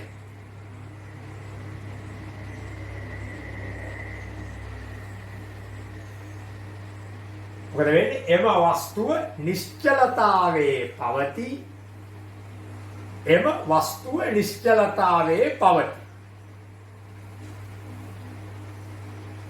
වස්තුව නිශ්චලතාවයේ පවතී. අවස්ථාවල් වරහන් ඇතුලේ ලියාගන්න නිශ්චලතාවයේ පවතී කියලා වරහන් ඇතුලේ 1 හා 6. 1 හා 6 අවස්ථා. වරහන් වහලා 1 හා 6 අවස්ථාවල තියෙන නිශ්චලතාවයේ දැන් ලියන්න එතන ඉස්සරහට. නැතහොත්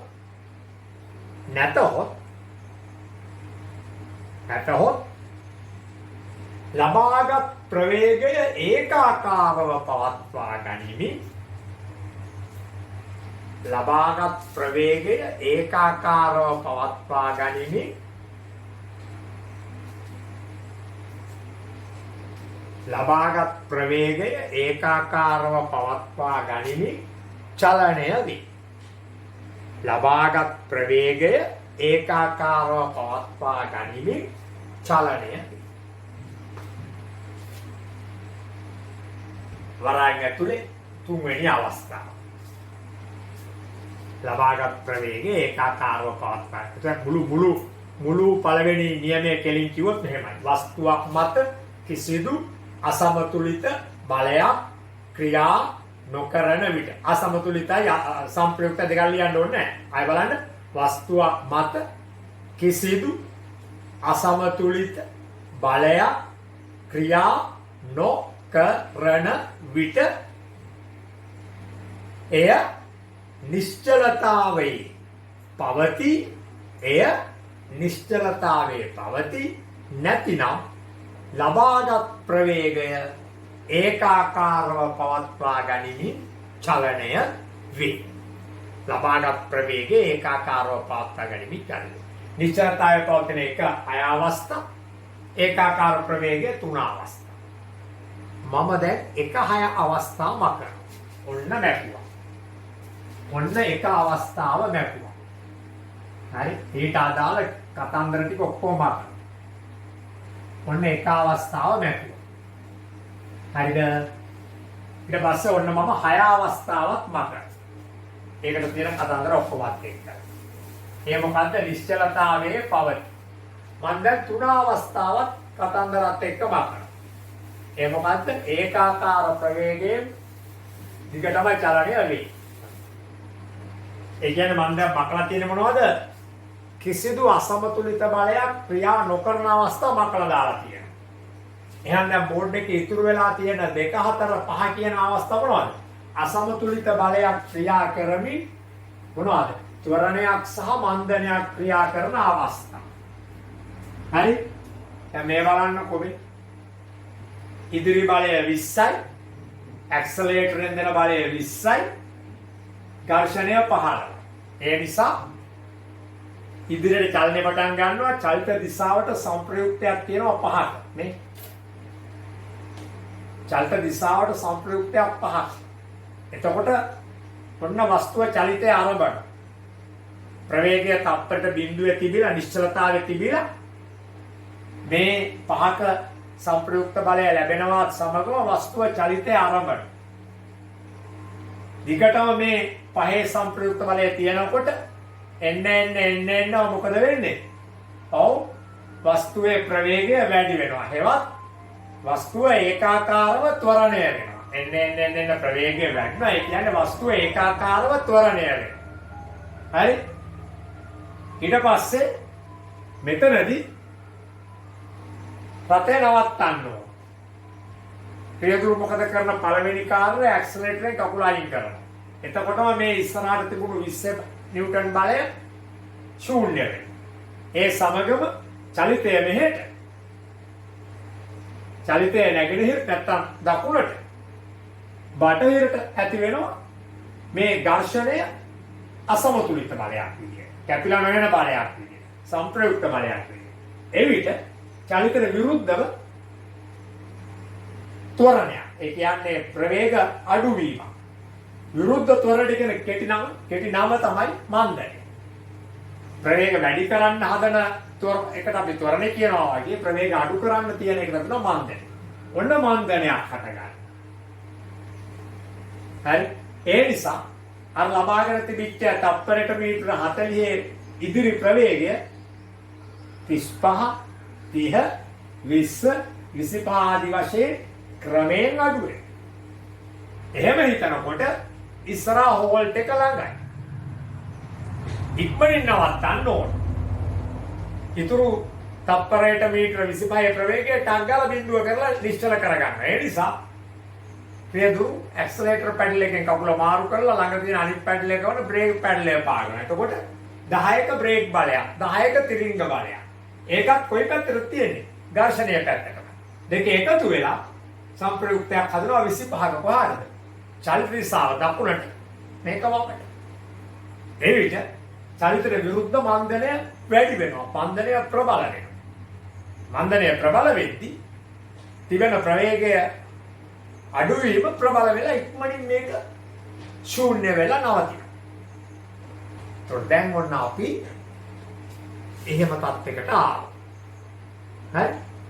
මම දැන් ඔන්න පොඩි අලුත් කතන්දරයක් කියලා දෙනවා. චුට්ටි අලුත් පොඩි සුළු දෙයක්.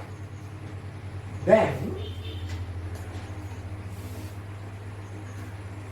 මේ බස් එකේ මෙහාට තිබුණා නිව්ටන් 15ක ඝර්ෂණ බලය. මෙහාටම දුන්න අපි තිරිංග වලින් 10ක බලය. මේක මම 20 කරනවා. තිරිංග මේ ඝර්ෂණ.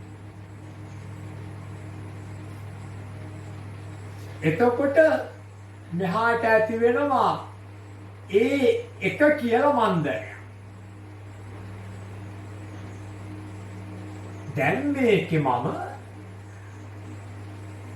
මෙහාට තියෙනවා නිව්ටන් 15ක ඝර්ෂණය. මම දැන් මෙහාට දෙනවා අර තිරිංග තව ටිකක් හයියෙන් පාගෙන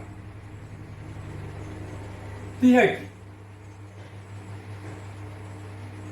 දැන් මෙතන පුතේ සංප්‍රයුක්තය තිබුණේ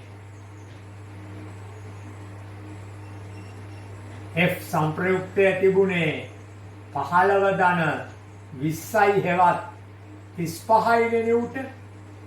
මෙතන සංප්‍රයුක්තය හට ගන්නවා මේ ඊතල දෙක දාන්නේ සංප්‍රයුක්තයට. එනේ බලයන් දෙක එකතු හරි අඩු හරි කියන එකට 15මයි ධන 30යි ඒ කියන්නේ 45යි නිව්ටන් වෙනවා කියන්නේ. එතකොට අපි දන්නවා මන්දනයක් හට ගන්නවා ඒ දෙක කියන්නේ. මන්දනය. දැන් හැබැයි අපි දන්නවා ඒ එකට වඩා විශාල මන්දනයක් ඒ දෙක කියලා. ඇයි? ඒ එක මන්දනය හටගන්නේ මේ නිව්ටන් 35 සංප්‍රයුක්ත බලයෙන් චලිතයට මේ හැම අවස්ථාවෙම චලිතය මේ පැත්තට. හරි. චලනයට විරුද්ධව තමයි මේ මන්දනය හටගන්නේ. දැන් ඒ දෙකේ මන්දනය වැඩි. එතකොට මම මේ හරිය මතනවා. දැන් අපට පේන එක දෙයක් තමයි මේ මන්දනේ හෙවත් ත්වරණය. මන්දනේ කියන වචනේ අතහැරලා අපි ත්වරණය කියමු. හරි? මන්දනේ හෙවත් ත්වරණය. මන්දනේ හෙවත් ත්වරණය වැඩි වෙන්නේ සංප්‍රයුක්තයත් එක්ක. සංප්‍රයුක්ත බලය 35 තියෙන ඒකේ මන්දනයට වඩා ඒකේ මන්දනය අපි හිතමුකෝ තප්පර වර්ගයට මීටර 5යි කියලා. ඒ දෙකේ මන්දනය තප්පර වර්ගයට මීටර 10ක් වෙනවා. මේක 5යි මේක 10යි තප්පර වර්ගයට මීටර. මේක 5යි තප්පර වර්ගයට මීටර. අපි ත්වරණ කතා ත්වරණ වලට දෙන ඒකකය ඕකනේ. හරි? එතකොට මේ ත්වරණය හෙවත් මන්දනය සංප්‍රයුක්ත බලය මත රඳා පවතිනවා. සංප්‍රයුක්ත බලය වැඩි වෙන්න ත්වරණයක් වැඩි වෙනවා. නැත්නම් මන්දනයක් වැඩි වෙනවා. හරි? සංප්‍රයුක්ත බලය වැඩි වෙන්න මන්දනයක් වැඩි වෙනවා. ත්වරණය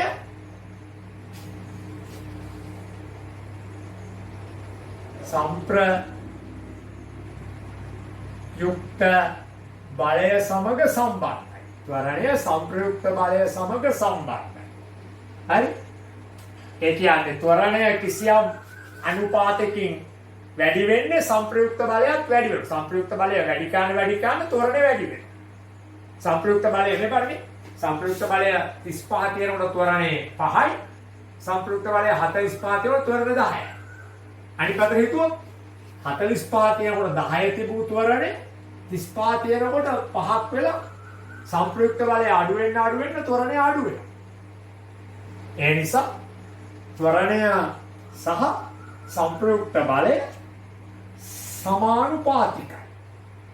මෙන්න මේ ලකුණෙන් කියන්නේ සමානුපාතික.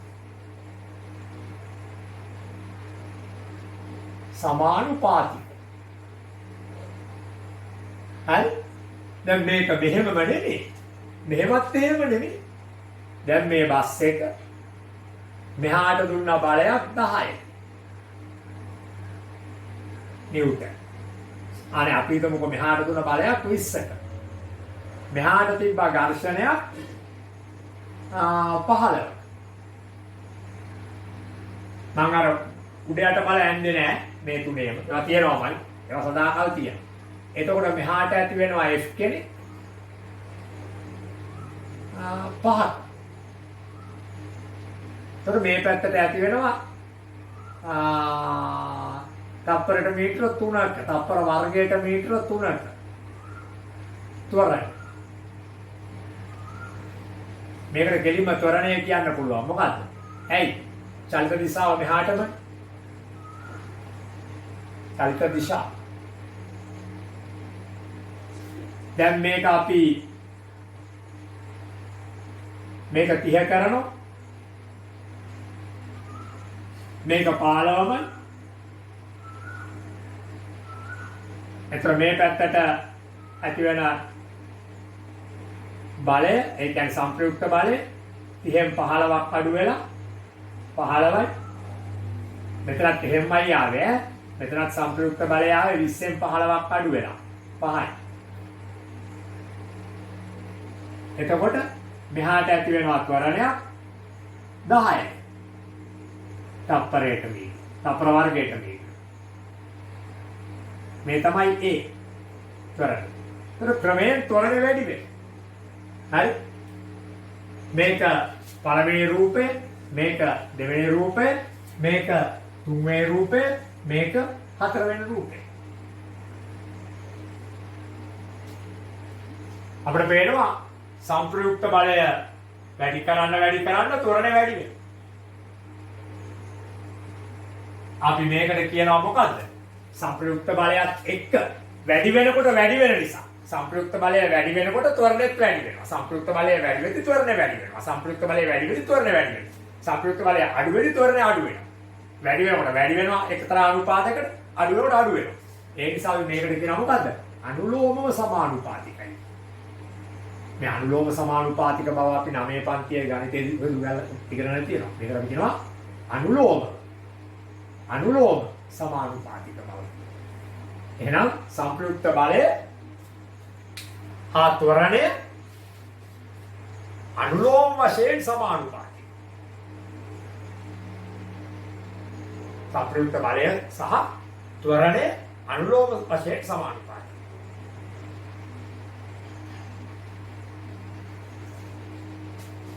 එතකොට එහෙනම් දැන් අපි ඉස්සලා වැඳගමුකෝ මේ 1 2 මේ දෙක විතරක්. මම මේක මකලා දාන්නම්.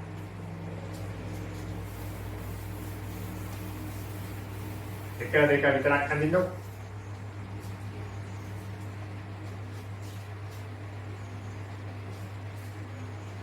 එහෙනම් මෙහෙම ලියමු. දැන් බලන්න. ලියන්න. පළවෙනි අවස්ථාව ලියන්න. චලිත දිශාවට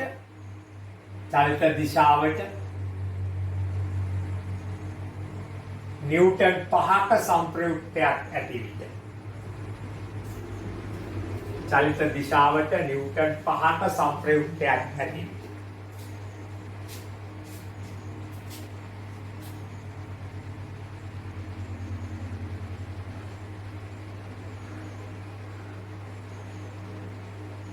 නිව්ටන් 5ක සංප්‍රයුක්තයක් ඇති විට.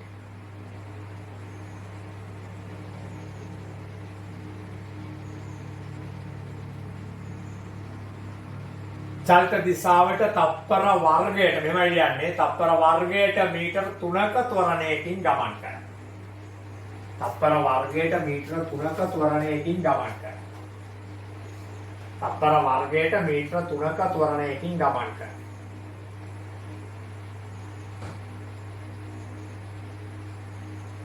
දෙවෙනි අවස්ථාව.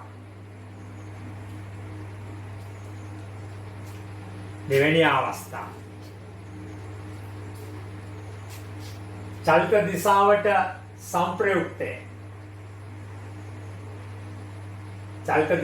සංප්‍රයුක්තය. නිව්ටන් 15 දක්වා වැඩි කළ විට. චලිත දිශාවට සංප්‍රයුක්තය නිව්ටන් 15 දක්වා වැඩි කළ විට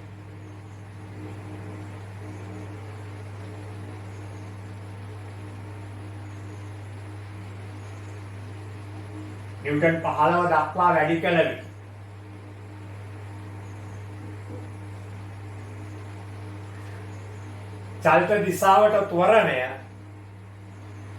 චලිත දිශාවට ත්වරණය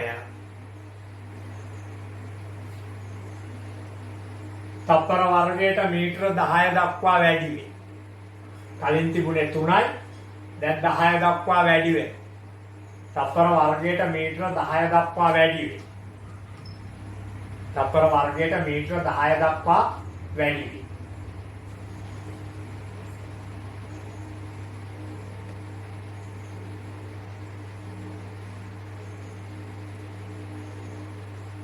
එතකොට අපි 3 සහ 4 අවස්ථා අරගමු.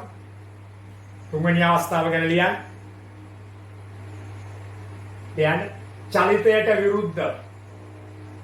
චලිතයට විරුද්ධ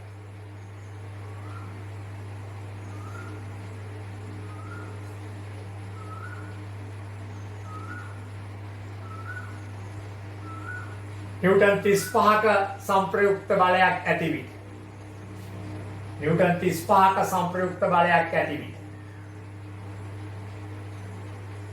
චලිතයට විරුද්ධව නිව්ටන් 35ක සංප්‍රයුක්ත බලයක් ඇති විට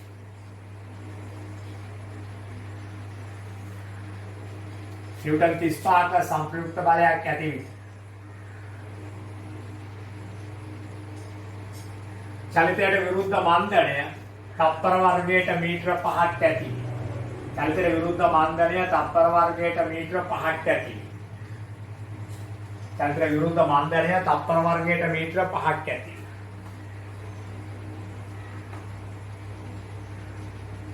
පස්සේ හතරවෙනි අවස්ථාව.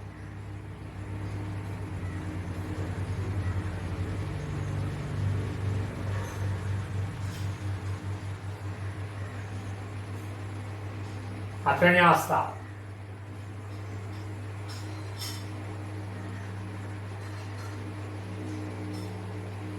චලිතයට විරුද්ධ සංප්‍රයුක්ත බලය.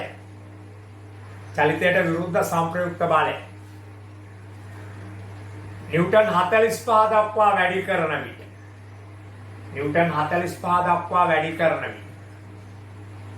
චලිතයට විරුද්ධ සංප්‍රයුක්ත බලය නිව්ටන් 45 දක්වා වැඩි කරන විට.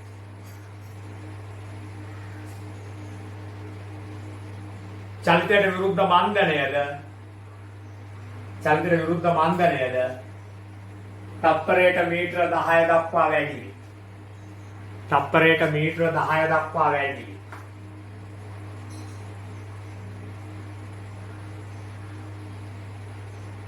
තප්පරයට මීටර 10 දක්වා වැඩි වේ. මේවත් ඔක්කොම ලියන්න මේ A1ට වඩා විශාලයි A2. ඒකට ලියා ගන්න. දැන් මතක තියාගන්න මේත් එක්කම බලයක් කියන්නේ අපි බල ගොඩක් කතා කළා. පහළට බර, උඩට අභිලම්බ තෙරපුම, ඉදිරියට චලිත බලය, පසුපසට ඝර්ෂණ බලය, සීමාකාරී, තිරිංග බලය පසුපසට, එක එක අවස්ථාවේ සංප්‍රයුක්තයන් තිබුණ බල, සියලුම බල විශාලත්වය හා දිශාවකින් තමයි අපි විද්‍යාවේ අර්ථ දක්වන්නේ. ඒවා දෛශික රාශීන් කියලා අපි කියනවා. එතකොට සංප්‍රයුක්ත බලය මත හටගන්නා ත්වරණය හා මන්දන දෙක මේකයි. ත්වරණය කියන්නේ චලිත දිශාවට ඇති වෙන එක. ප්‍රවේග ක්‍රමයෙන් වැඩිවීම. චලිත දිශාවට කියන්නේ මන්දනය කියන්නේ ප්‍රවේග ක්‍රමයෙන් අඩුවීම. මේක චලිත දිශාවට විරුද්ධව. එතකොට බලය මතයි ත්වරණ මන්දන හටගන්නේ. ත්වරණ හා මන්දන දෙකම බලය මත ඇති වෙන නිසා ඒකට විශාලත්වය මෙන්ම දිශාවක් තිබෙමින් ඒවත් දෛශික. ප්‍රවේගයක් ඒව ඇති වෙන්නේ බලයක් මත නිසා ඒවත් දෛශික. මේ පාඩමේ කතා කරපු සියලු බලයන් ත්වරණ මන්දනයක් රාගේම ප්‍රවේගයක් දෛශික රාශි. හරි? right. දැන් එතකොට අපි මේ ඔක්කොම ටික ස්ථාන වලට මම ඔක්කොම ටික මැපුවා. අවශ්‍ය දේ ඉතුරු වුණා. ඔක්කොම ටික මැපුවා. අවශ්‍ය දේ ඉතුරු නැහැ බලන්න. මොකක්ද අවශ්‍ය දේ? තරුවක් දාලා ලියමු අපි ගත්ත නිගමනය මොකද්ද? ඔව් ලියන්න මෙන්න මෙහෙම පොඩි තරු මාක් එකක් දාලා මේ විදිහට ලියන්න වස්තුවක් මත ලියන්න කලින් අහගන්නකෝ වස්තුවක් මත ක්‍රියා කරන සංප්‍රයුක්ත බලය එවිට එහි හට ගන්නා ත්වරණයට මොන ලෝමද? අනුලෝම. අනුලෝම කියන්නේ වැඩි වෙනකොට සංප්‍රයුක්ත බලය වැඩි කරනකොට එක්තරා අනුපාතයකින් ත්වරණයක් ඊට සමානුපාතව වැඩි වෙනවා. වැඩි නම් වැඩි. සංප්‍රයුක්ත බලය අඩු වෙනකොට ඊට සමානුපාතිකව ත්වරණය අඩු වෙනවා. හරි? එහෙනම් දැන් අපි ලියමු තරුව දාලා මොකද්ද? වස්තුවක් මත ක්‍රියා කරන මොනවා අපි ලියනවා?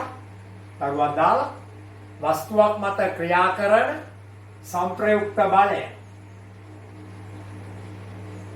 සංප්‍රයුක්ත බලය එවිට හටගන්නා ත්වරණයට අනුලෝමව සමානුපාතික වේ. එවිට හටගන්නා ත්වරණයට අනුලෝමව සමානුපාතික වේ. හටගන්නා ත්වරණයට අනුලෝමව සමානුපාතික වේ. හටගන්නා ත්වරණයට අනුලෝමව සමානුපාතික වේ.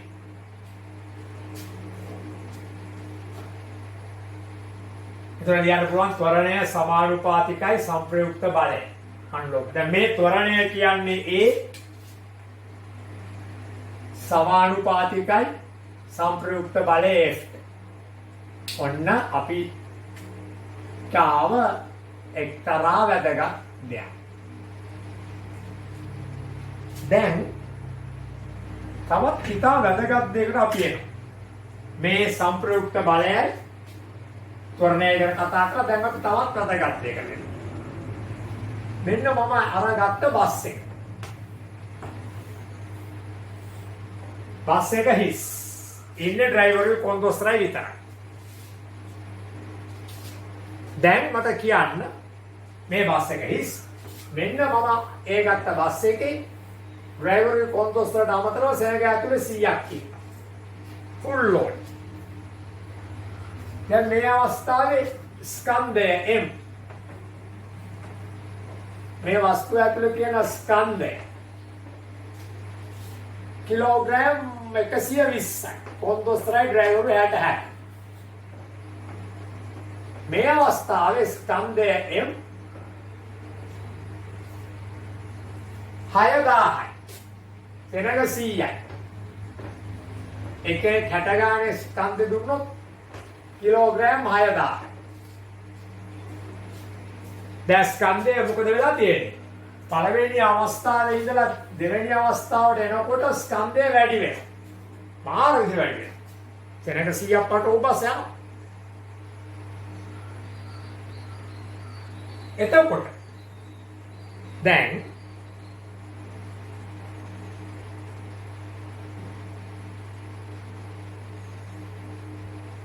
බලන්න අපි මේක දැන් මෙහාට චලනය වෙමින් තියෙන්නේ. චලනය මේකත් ඒ චලනය.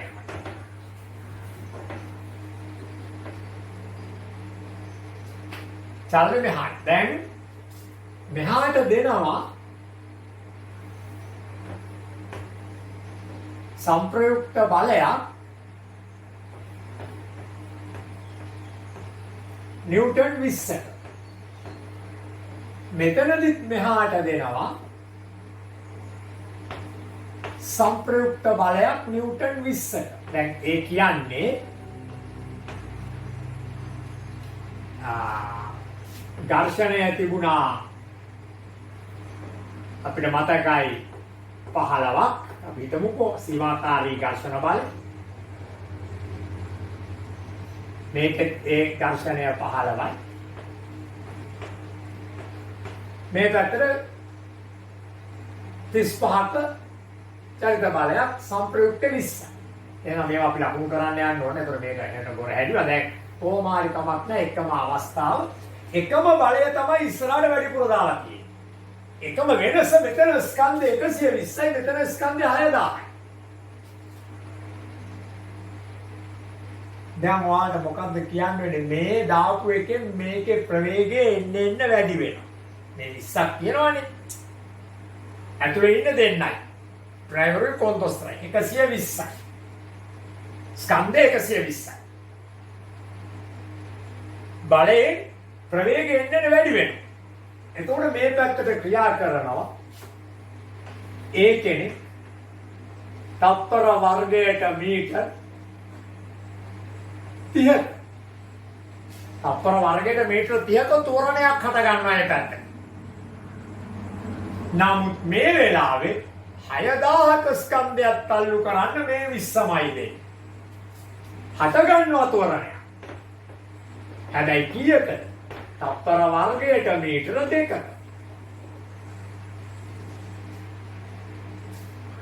ස්කන්ධය වැඩි වෙද්දී එකම සංප්‍රයුක්ත බලය දැම්මොත් මේ වස්තුවට එන්න ස්කන්ධය වැඩි වෙද්දී ඇතිවන ත්වරණය එන්න අඩු වෙනවා. ස්කන්ධය අඩු වෙද්දී ත්වරණය වැඩි. ස්කන්ධය වැඩි වෙද්දී ත්වරණය අඩුයි. මේක බොහොම සරල උදාහරණයක් අපි ගත්තොත් අපි බයිසිකලේ පදිනවා. පැඩල් වලට බලයක් දීලා ඉදිරි සංප්‍රයුක්තයක් දීලා එන්න ප්‍රවේගය වැඩි වෙනවා. ප්‍රවේගය වැඩි වීම බොහොම ශීඝ්‍රයි. පොල්ල උඩට තව එකෙක්ව දා ගන්නවා. ඩබල්. අර ප්‍රෙෂර් එකෙන් අර බලයෙන්ම පැඩල් කරුවට අර තරම් ත්වරණය වෙන්නේ නැහැ. ප්‍රවේග වැඩි වෙන්නේ නැහැ. පැඩල් එකට එකයි ලැගෙට් එකට එකයි දෙන්නෙක් දාලා මැද එකත් එක තුන් දෙනෙක් දාලා පදිනවා. අර බලයම පැඩල් වලට දැම්මට දැන් ත්වරණය ඉතාම හිමින් දැන් ත්වරණයක් ගන්න හිටගෙන පදින්න ඕන. ෆුල් ඩම් එක ෆුල් ජෝර් එක තමයි. ඒතකොට අපිට පේනවා එකම බලය දෙද්දී අඩු ස්කන්ධෙදී ත්වරණය වැඩි. අඩු ස්කන්ධෙදී ත්වරණය වැඩි. වැඩි ස්කන්ධය වෙන්න වස්තුවේ ත්වරණය අඩු. ඒක හරියට කොයි වගේද? සංප්‍රයුක්ත බලයයි ත්වරණය අතර තියෙන සම්බන්ධයට වඩා හාත්පසින් වෙනස්. සංප්‍රයුක්ත බලය අඩුවෙන් දැම්මොත් ත්වරණය අඩුයි. සංප්‍රයුක්ත බලය වැඩි කරන්න ත්වරණය වැඩි වෙනවා. වැඩි. මෙතනදී එහෙම නෙමෙයි. ස්කන්ධය අඩු වෙනකොට ත්වරණය වැඩි වෙනවා. අඩු වෙනකොට වැඩි වෙනවා. වැඩි. හැබැයි ස්කන්ධය වැඩි වෙනකොට ත්වරණය අඩු වෙනවා. ස්කන්ධය වැඩි ත්වරණය. ඉතින් අපි මෙතනදී සංප්‍රයුක්ත බලය වැඩි වෙද්දී ත්වරණය වැඩි වෙනවා. සංප්‍රයුක්ත බලය අඩු වෙද්දී ත්වරණය අඩු වෙනවා. අපි ඒකට කිව්වේ අනුලෝම සමානුපාතික. දැන් එහෙමනම් ත්වරණය සමානුපාතික වෙනවා එකයට ස්කන්ධයට. මේකට අපි කියනවා අනුලෝම නෙමෙයි. අනුලෝම කියන්නේ අරකට අනුවමනේ. වැඩි වෙනකොට වැඩි, අඩු වෙනකොට අඩු. දැන් මෙතන වෙන්නේ ස්කන්ධය වැඩි වෙනකොට අඩු වෙනකොට වැඩි. එහෙනම් අතරදී අපි කිව්වා නම් අනුලෝම සමානුපාතය. මෙතනදී අපි කියනවා මේක ප්‍රතිලෝම සමානුපාතය.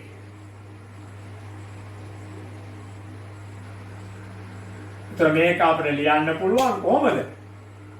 ත්වරණය ඒ සමානුපාතිකයි එකයට එන්න.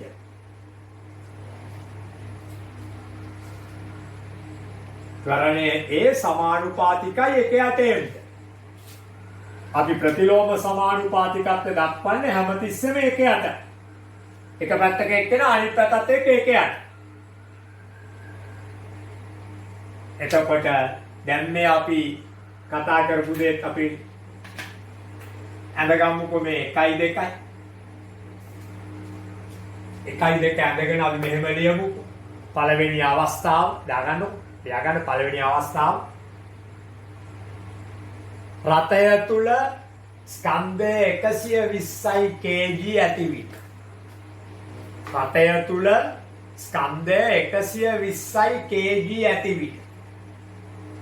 රථය තුල ස්කන්ධය 120යි kg ඇති විට. රථය තුල ස්කන්ධය කිලෝග්‍රෑම් 120ක් ඇති විට.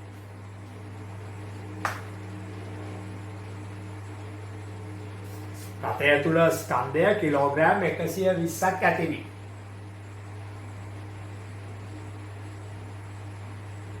සංප්‍රයුක්ත බලය නිව්ටන් 20ක් ලබා දී ඇතනම් සංප්‍රයුක්ත බලය නිව්ටන් 20ක් ලබා දී ඇතනම්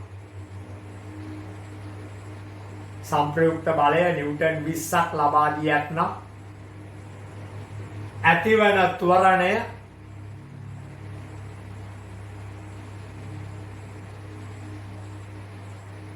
ඇතිවන ත්වරණය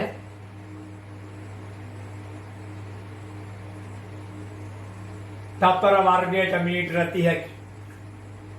ඇතිවන ත්වරණය තප්පර වර්ගයට මීටර 30කි.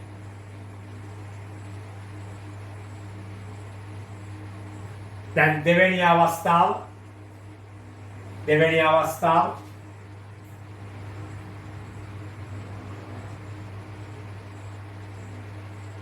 රථය තුල ස්කන්ධය කිලෝග්‍රෑම් 6000ක් වන විට රථය තුල ස්කන්ධය කිලෝග්‍රෑම් 6000ක් වන විට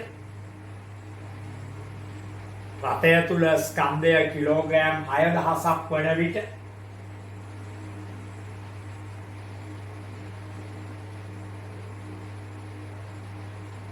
පෙර පරිදිම නිව්ටන් 20ක සංප්‍රයුක්ත බලයක් ලබා දී ඇතනම් පෙර පරිදිම නිව්ටන් 20ක සංප්‍රයුක්ත බලයක් ලබා දී ඇතනම්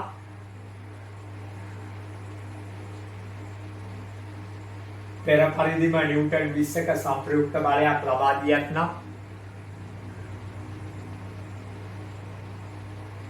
ඇතිවන ත්වරණය තප්පර වර්ගයට මීටර 2කි. ත්වරණය මෙහාට ගහගන්න. ඇතිවන ත්වරණය තප්පර වර්ගයට මීටර 2කි.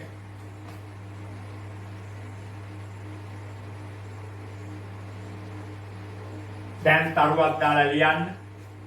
ඉස්සරලා වගේම තරුවක් දාලා ලියන්න.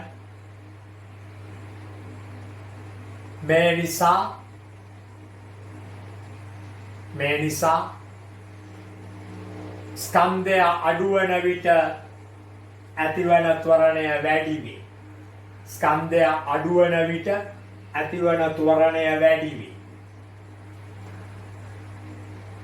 ස්කන්ධය අඩුවන විට ඇතිවන ත්වරණය වැඩි වේ. ස්කන්ධය වැඩි වන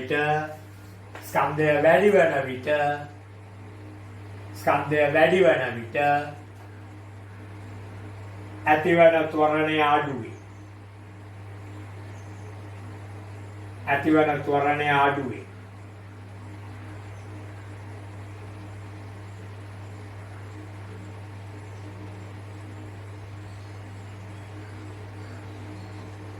ලියන්න. වස්තුවක් මත ඇතිවන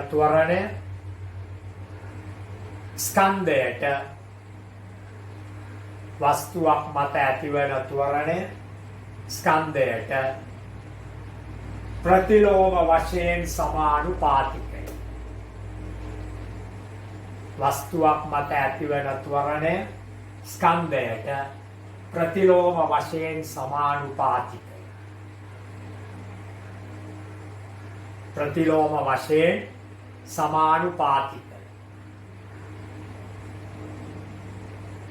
දැන් අපි ඉස්සරලා ලියුවනේ මේක මොකද්ද? වස්තුවක් මත ක්‍රියා කරන සංප්‍රයුක්ත බලය අනුලෝම වශයෙන් ත්වරණයට සමානුපාතිකයි. F සමානුපාතිකයි ඒට. දැන් අපි කියවනේ වස්තුවක ස්කන්ධය ප්‍රතිලෝම වශයෙන් ත්වරණයට සමානුපාතිකයි. දැන් මම මේ කියපු කාරණා දෙකම මෙතන ලියනවා. මේ කියපු කාරණා දෙකම මම මෙතන ලියනවා. මේ බලන්න.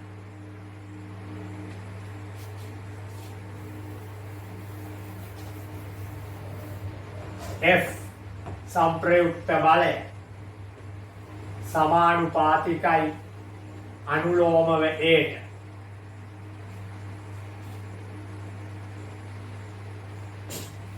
එකයට M සමානුපාතිකයි Aට. දැන් මෙයා මෙහෙට ගෙනියන. එතකොට මේ කාරණා දෙකෙන්ම අපට එනවා උත්තරයක් F සමානයි M A කියන.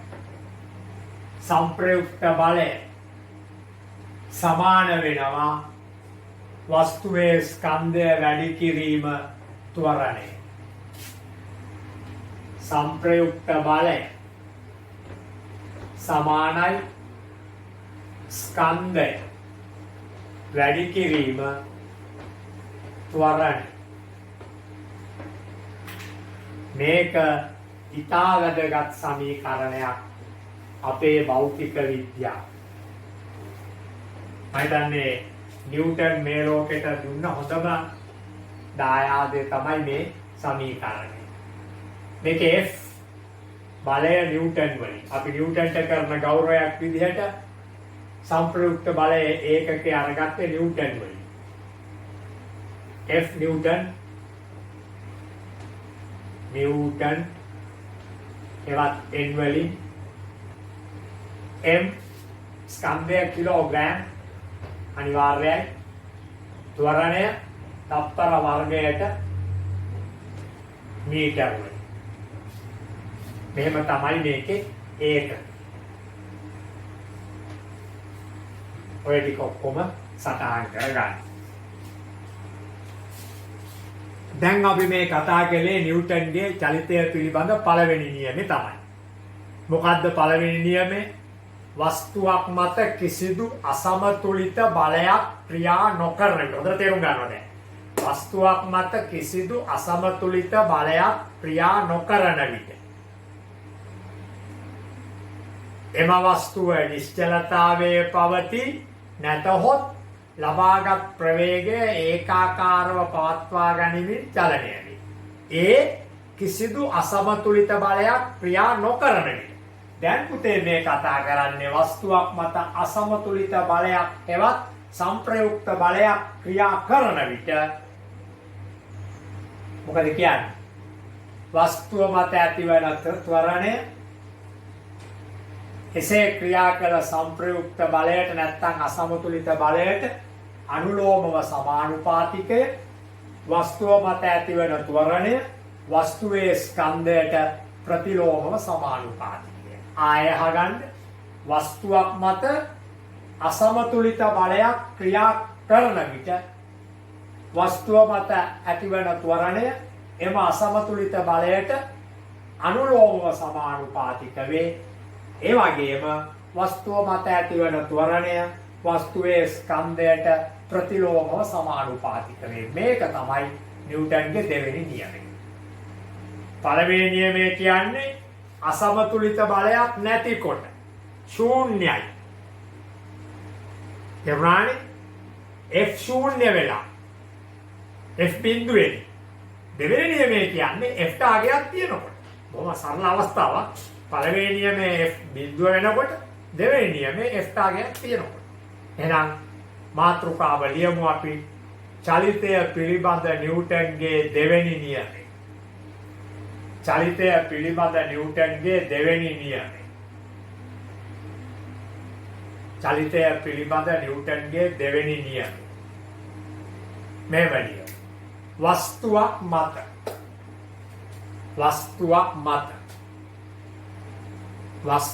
මත සංප්‍රයුක්ත බලයක් ක්‍රියා කරන විට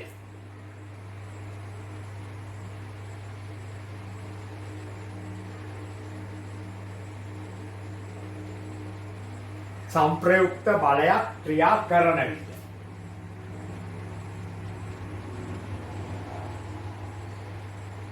වස්තුවේ ත්වරණයක් හටගනී. වස්තුවේ ත්වරණයක් හටගනී. සංප්‍රයුක්ත බලයක් ක්‍රියා කරන විට වස්තුවේ ත්වරණයක් හටගනී. එම ත්වරණය සංප්‍රයුක්ත බලයට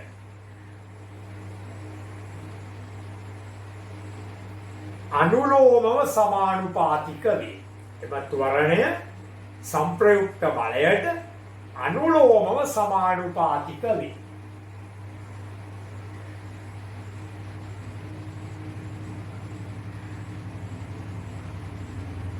එම ත්වරණය සංප්‍රයුක්ත බලයට අනුලෝමව සමානුපාතික වේ. ඒක තමයි එම